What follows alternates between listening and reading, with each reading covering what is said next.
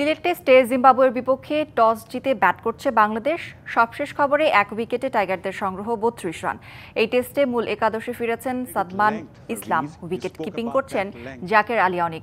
West ইন্ডিজের বিপক্ষে খেলা জাকির হাসান বাদ পড়েছেন সিলেট টেস্টে। ৩ পেসার হাসান মাহমুদ, খালেদ আহমেদ আর নাহিদ রানাকে নিয়ে খেলছেন নাজমুল হোসেন শান্ত।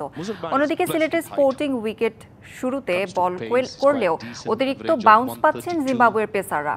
এতে সফরকারী পেসার রিচার্ড এনগারাভার বলে ক্যাচ দিয়ে আউট হন ওপেনার সাদমান।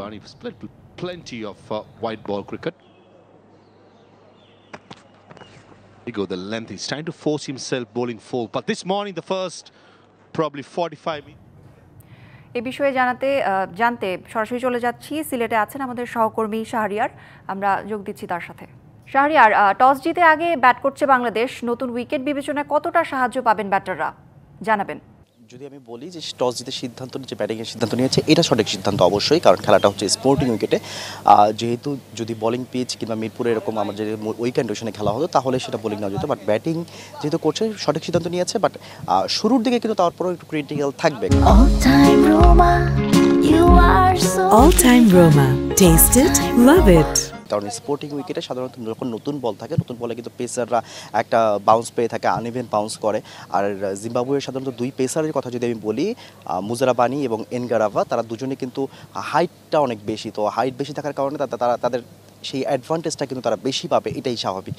তবে বাংলাদেশের যদি শুরুর কথাটা বলি, বাংলাদেশ যেহেতু ব্যাটিংয়ে নেমেছে, শুরুটা একদম খারাপ বলা যাবে না, নতুন বল ভালোভাবেই সামাল দিয়েছে, যদিও ইনিংসটা কিন্তু বড় করতে পারেনি সাদমান। আমরা দেখেছিলাম সাধারণত জাকির হাসানকে ড্রপ করেই কিন্তু সাদমানকে নেওয়া হয়েছে, বিশেষ করে এখন কিন্তু একটা ডিপিএল চলছিল। এই ডিপিএলে যেহেতু সাদমান ভালো খেলছিল, অগ্রণী ব্যাংকের হয়ে খেলেছিল এবং সেঞ্চুরি করেছিল, সেই হিসাবে কিন্তু জাকির হাসান ড্রপ করেছে এবং সাদমানকে সুযোগ দেওয়া হয়েছিল, যদিও সাদমান তাকে নিজেকে মেলে ধরতে পারেনি। বাট এখন পর্যন্ত এই প্রথম 10-15 ওভার একটু পিচে বাউন্স থাকবে, একটু সাবধান থাকতে হবে ব্যাটসম্যানকে, এবং পরবর্তীতে যখন এই বলটা আরও পুরনো হবে তখন কিন্তু সেই ব্যাটাররা কিন্তু আরও রান করতে তখন তাদের সুবিধা হবে। আর বোলিং ডিপার্টমেন্টের কথা যদি বলি, যে অনেকটা অনুমেয় ছিল, যেটা গতকালকে বোঝা গিয়েছিল যে বাংলাদেশ কিন্তু টিম সাজাবে 3 পেসার দিয়ে। স্পোর্টিং উইকেটে খেলা হলে সাধারণত পেসাররা যেহেতু সুবিধা পায় স্পিনারদের থেকে, সেই ক্ষেত্রে 3 পেসার দিয়ে খেলাবে। বাট হয়তোবা খালেদ আহমেদ কে নেওয়া হয়েছে সেটা নিয়ে হয়তোবা একটু কিছু প্রশ্ন রয়েছে, কারণ হয়তো ভেবেছিল হয়তোবা সেখানে তানজিম সাকিবের অভিষেক হবে, কিন্তু না। বাট নাহিদ রানা, হাসান মাহমুদ থাকবেন, সেটা অনেকটাই অনুমেয় ছিল। আর স্পিন ডিপার্টমেন্টের কথা যদি বলি তাহলে রেগুলার স্পিনার যদি বলি শুধুমাত্র তাইজুল আছেন, আর মিরাজ তো যেহেতু অলরাউন্ডার সে করে থাকবেনই, অনেকটা বেস্ট 11-এ ফিক্সড চয়েস, তো সেই হিসাবে মিরাজ আছেন।